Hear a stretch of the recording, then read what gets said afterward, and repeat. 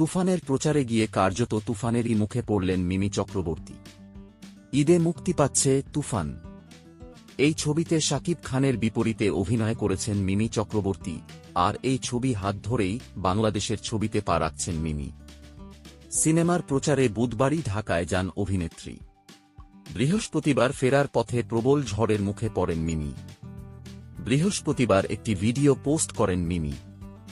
সেই ভিডিওতে দেখা যায় বিমানবন্দরে প্রবল ঝড়, চারপাশ কালো হয়ে গেছে। হাওয়ায় মিমির গাড়িও কাঁপছে, এমনকি মাথার টুপিও সামলে রাখা যাচ্ছে না। কার্যত ছুটে প্লেনে ওঠেন মিমি, চারপাশের পরিবেশও দেখান।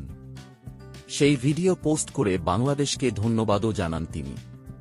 ছবি প্রচারের সংবাদ সম্মেলনে মিমি বলেন, বাংলাদেশে আসার পর সবাই অতিথি বলছে, কিন্তু আমি তো তেমন মনে করি না। আমার ভাষা বাংলা,